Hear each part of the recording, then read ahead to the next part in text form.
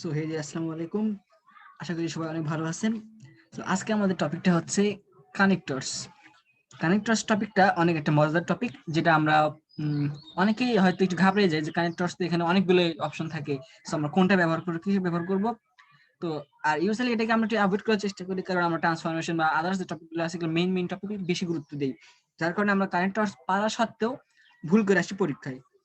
So আজকে আমরা সেরকম একটা টপিক আলোচনা করব, যেটা হচ্ছে English grammar, SSC SSC what ever যে কোনো গ্রামারের কানেক্টরস। সো চলো আজকে ক্লাসটা শুরু করা যাক। কানেক্টরস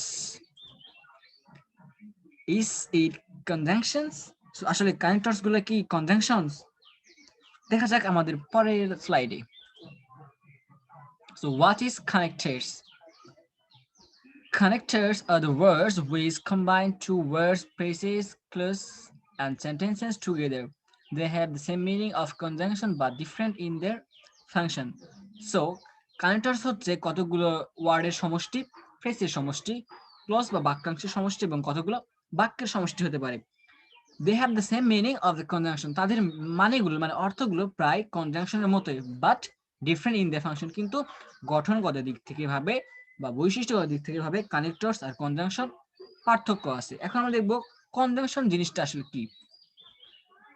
সো তার আগে জেনে নেই কানেক্টরস কি কি হতে পারে সাধারণভাবে। তো আমরা জানি যে কানেক্টরস, সো কানেক্টরসের মধ্যে বর্তমান যে শিক্ষা ব্যবস্থা বা বর্তমান যে বই বা বোর্ড প্রসঙ্গ থাকে সেগুলোতে কানেক্টরস হিসেবে আমরা কনজাংশনের ব্যবহার করি, বাট কানেক্টরস কনজাংশন কিন্তু আমরা ট্রান্সফরমেশনে সিম্পল কমপ্লেক্স কম্পাউন্ডের ক্ষেত্রে শিখে এসেছি। তার মানে কি, একটা টপিক কিন্তু আমাদের একটা টপিকের মধ্যে ছিল, এখন সেই টপিকটা কি কানেক্টরসে ব্যবহার করা যাবে?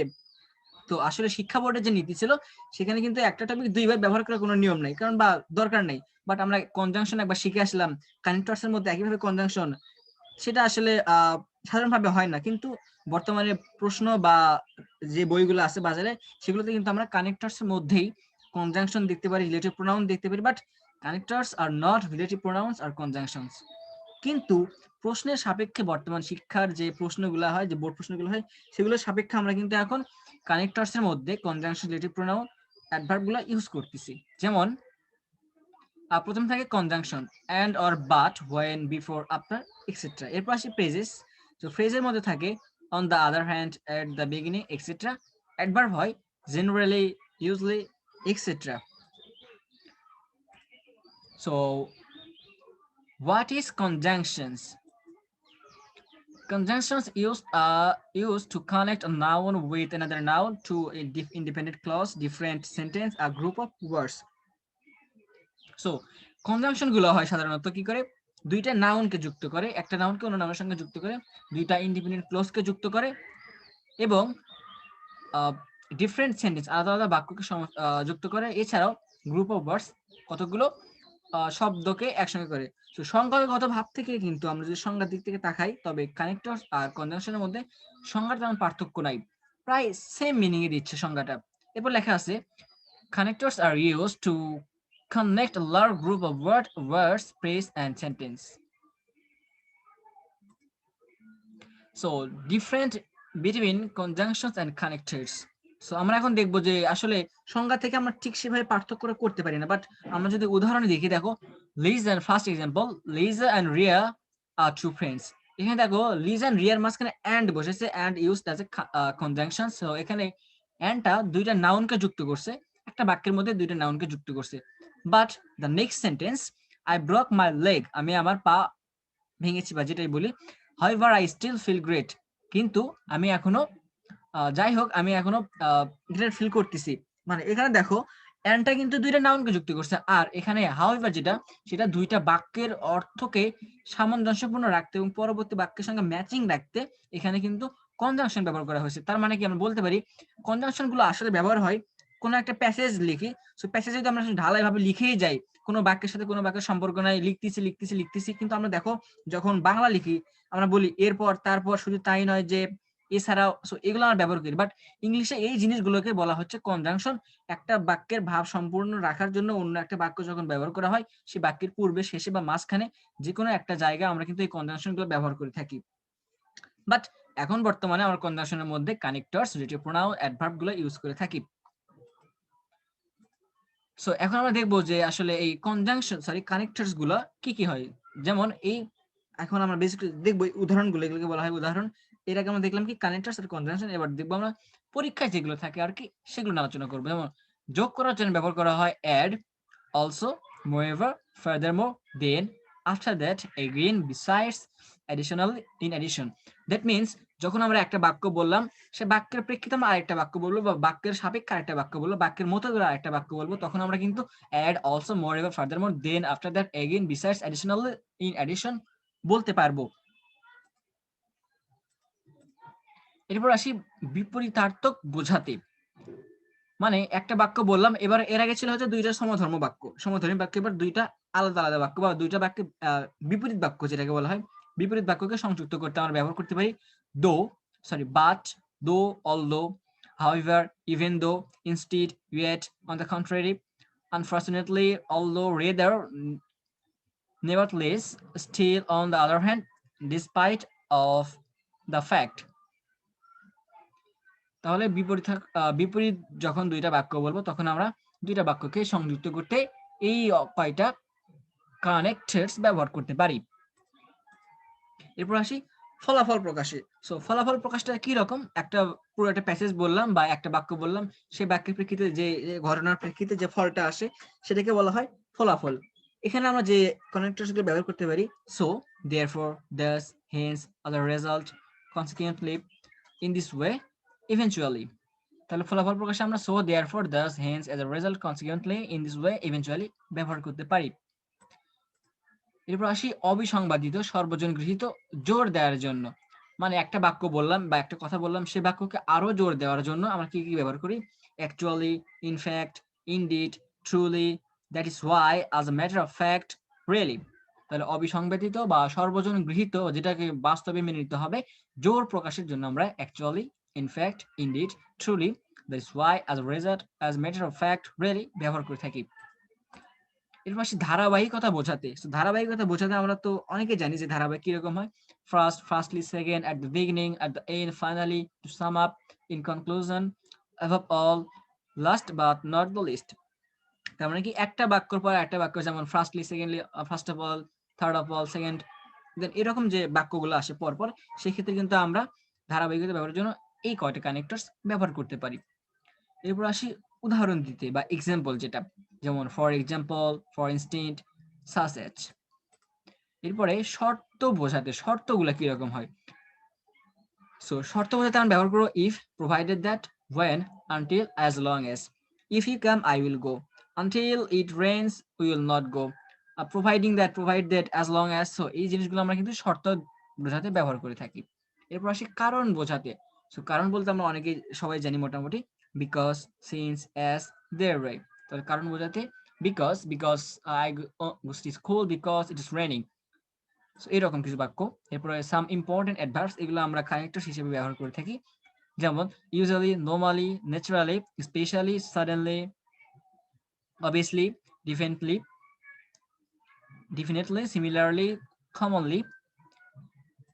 দেন আমরা জানবো রিলেটিভ প্রোনাউন্স, যেগুলো আমরা কানেক্টর হিসেবে ব্যবহার করি, যেমন what, who, whom, which, whose, this, that. এরপর relative adverbs. So relative adverbs কোনগুলো একটু দেখে নিই। when, where, how, এগুলো কিন্তু আমরা রিলেটিভ অ্যাডভার্বস হিসেবে কানেক্টরসে ব্যবহার করি। অর্থাৎ যখন রিলেটিভ অ্যাডভার্বসের জায়গায় গ্যাপস থাকবে তখন আমরা কানেক্টরসের জায়গায় এই কয়টা ব্যবহার করে দিতে পারি। এরপর আসি, দেখো এখানে দেখা যাচ্ছে চার্টে, এই চার্টে আসলে আমরা এসএসসি বোর্ড প্রশ্নগুলো নিয়ে কিন্তু আমরা একটা চার্ট বানিয়েছি। সো আশা করি এই যে চার্ট, পুরো চার্টটা যে কয়টা কানেক্টরস আছে প্রায় এগুলোর মধ্যেই থাকে, এর বাইরে থাকে না বললেই চলে। যদি থাকে সেটা ব্যতিক্রম, বাট ব্যতিক্রম কখনো উদাহরণ হইতে পারি না। সো আমি এই চার্টটা, দেখো চার্টটা সবাই একটু মাথায় রাখবেন যে এই কয়টা জিনিস ব্যবহার করবো, এর বাইরে তেমন থাকবে না। যেমন though, although, and, moreover, but, therefore, so, who, because, usually, nor, whatever, certainly, instead, earlier, but, though, as well as, what, as a result, that, then, besides, even, however, because of, this is why, if, in fact, as, because, sense, like, actually, for this, on the other hand, on the contrary, with a view to, ভার্বের পর ing বসে, otherwise, considering it, hence, again, if। so কারো যদি এই আগের যে আমরা উদাহরণগুলো দেখালাম সেগুলো যদি পুরোটাই মনে থাকে, প্রথমের 3-4টা করে মনে রাখলেই হবে, সেগুলো ব্যবহার করলে আশা করি পারা যাবে।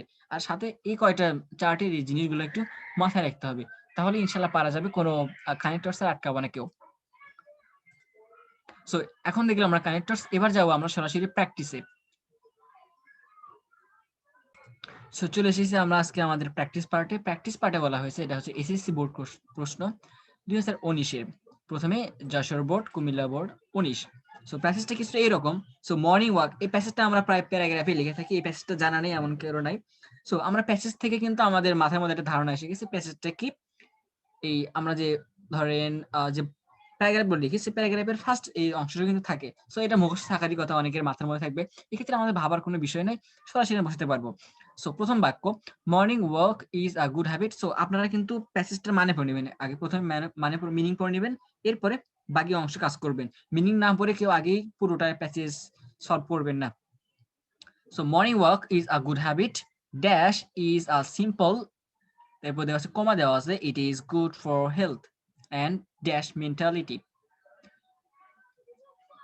দেখেন আমরা যদি এখন এখানে বলি যে বাট, এখানে বললাম আমরা কি একটা কি ভালো অভ্যাস, যদি এখানে বাট বলি, but it is simple exercise, কিন্তু এটা সাধারণ exercise, it is good for health. দেখেন এটা কিন্তু একটা আমাদের কমপ্লেক্স সেন্টেন্সের মধ্যে পড়ে যায়। এখানে যদি আমরা এখানে দেখেন কমা আছে, যার কারণে কি এখানে আমরা কমা থাকার কারণে এখানে কিন্তু বাট ব্যবহার করতে পারছি না, তার মানে কি এখানে অন্য একটা কিছু ব্যবহার করতে হবে। সো বিপরীত অর্থ বোঝাতে আমরা কি ছিল, বা দো অল দো। সো এখানে যদি দো বসাই তাহলে কিন্তু মিনিংটা হয়, যেমন দো it is simple exercise, it is good for health. যদিও এটা সাধারণ একটা ব্যায়াম, কিন্তু এটা স্বাস্থ্যের জন্য খুবই ভালো, ড্যাশ মেন্টালিটি এবং মানসিকের জন্য। Dash morning air is fresh and free from any kind of noise and pollutions. এখন আমরা বললাম যে এটা হচ্ছে, প্রথমে বললাম এটা ভালো এক্সারসাইজ, এরপরে বললাম স্বাস্থ্যের পক্ষে ভালো এবং মানসিক স্বাস্থ্যের পক্ষে ভালো। এবং বলছি আমরা কি এই যে সকালের যে বাতাসটা সেটা কিন্তু স্বাস্থ্যের পলিউশন ফ্রি হয় এবং কি নয়েজি থাকে না। তাহলে একটা কি আমরা অতিরিক্ত আরো একটা বাক্য অ্যাড করতেছি, 3টা সমধ্বনি বাক্য। তার মানে কি এবার আমরা সমধ্বনির ক্ষেত্রে যে জিনিসগুলো হয় সেগুলো ব্যবহার করবো। সেগুলোর মধ্যে আছে কি কি, মোরএভার, বিসাইডস। সো এখানে যদি আমরা ব্যবহার করি মোরএভার বা besides, moreover the morning air is fresh and free from any kind of noise and pollutions. এরপর আসি পরের বাক্য, morning walk is such an exercise which cost nothing. তো আমরা এটা জানি কস্ট নাথিং বাট এর উপরে হয়ে যায়। So morning exercise is such an exercise which costs nothing but gives us more. Dash we should make a habit of morning walk. So বা therefore একটা বসালে হয়ে যাচ্ছে। So we should make a habit of morning walk. So এখানে দেখেন though, although and more but therefore. So আমাদের লাস্টে যে চার্টটা ছিল এই চার্টের মধ্যে থেকে কিন্তু এসে গেছে। চার্টে দেখেন though, although, besides, for this and moreover as a result, এগুলোর মধ্যে থেকে কিন্তু প্যাসেজটা আমরা সম্পূর্ণ করতে পারছি, বাইরে পড়তে হয়নি। এরপর দেখবো 2 নাম্বার প্যাসেজ। এটা বলা হয়েছে honesty is a divine virtue, the man dash possess this quality is happiest person in the world. প্রথম বাক্যে বলি honesty হচ্ছে কি একটা ডিভাইন ভার্চু, the man, তো আমরা এখন রিলেটিভ প্রোনাউন ব্যবহার করব কি, who possess this quality is a happiest person in the world. To be honest, the man should have trustworthiness dash nobody trust a liar. So তার হচ্ছে বিশ্বাসযোগ্যতা অর্জন করা দরকার, কারণ কেউ মিথ্যাবাদী পছন্দ করে না। তার মানে এখন কি বসাবো, কিন্তু কারণ একটা মিনিং পাচ্ছি আমরা, কারণ বা একটা মিনিং একটা কারণ দর্শাবো আমরা, যার কারণে আমরা এখানে বলবো কি because a liar dash Allah helps people. আমরা একটা সপক্ষে উল্টা দিক হলেও সপক্ষে একটা বাক্য বলেছে সমধর্মী। এবার Allah helps the honest people, মোর এবার Allah helps the honest people. তার মানে কি বিশ্বাসযোগ্যতা অর্জন করবে কেন, কারণ মিথ্যাবাদীকে কেউ পছন্দ করে না, এছাড়াও আল্লাহ সত্যবাদীদেরকে সাহায্য করে। Moreover Allah helps the honest people. Dash children should be taught honesty from very beginning of life. তো এতক্ষণ আমরা বললাম হচ্ছে কি এই অনেস্টি সম্পর্কে গুরুত্ব বললাম। সো কেন পড়বো, বা এখন হচ্ছে আমরা এটার ফলাফল, সো বা কেন পড়তেছি এজ এ রেজাল্ট, বা so children should be taught honesty from very beginning of life. তাহলে এখানে কি চিলড্রেন, এই জন্য শিক্ষার বা শিশুদের ছোটবেলা থেকেই এই হচ্ছে সত্যবাদিতা গুণটা চর্চা করা উচিত। Dash they should taught discipline. এবার বলা হয়েছে সত্যবাদিতার সাথেও এবার কি আমাদের ডিসিপ্লিন বা নিয়মাবলী শিখতে হবে, যার কারণে আমরা এখন কি ব্যবহার করব, besides not only honesty but also discipline. That means যদি আমরা দুইটা বাক্য আলাদা করতে চাই তাহলে কি বলবো? But so children should taught honesty from the very beginning of life. Besides, they should be taught discipline. তাহলে কি সত্যবাদিতার পাশাপাশি তাদেরকে এই নিয়মবর্তিতা শিখতে হবে। সো এই ছিল হচ্ছে আমাদের ক্লাস। এরপর আমরা কয়েকটা প্র্যাকটিস দেখব। প্র্যাকটিসগুলো নিজেরা প্র্যাকটিস করবেন। এই অংশের 3 নাম্বার। এটা হচ্ছে দিনাজপুর বোর্ড। অ্যান্সার দেওয়া আছে, না পারলে আপনারা অ্যান্সারের সহায়তা নেবেন, বাট অ্যান্সারের সাহায্য ছাড়া নিজে নিজেরা চেষ্টা করবেন। এরপরে এটা একটা বাক্য, মোর এক্সাম্পল। এটা 1, এরপরে 2 স্ক্রিনশট নিয়ে তারপর প্র্যাকটিস করবেন। 2, 3, 4, 5। সো আশা করি সবাই এই ক্লাসটা যে বুঝালাম বুঝতে পারছেন। যদি কেউ বুঝতে না পারে অবশ্যই কমেন্টে জানাবেন। আর হচ্ছে এতক্ষণ ভিডিও দেখার জন্য সবাইকে ধন্যবাদ। আসসালামু আলাইকুম সবাইকে। Don't forget to subscribe the channel, share with friends. আসসালামু আলাইকুম। Thank you everyone.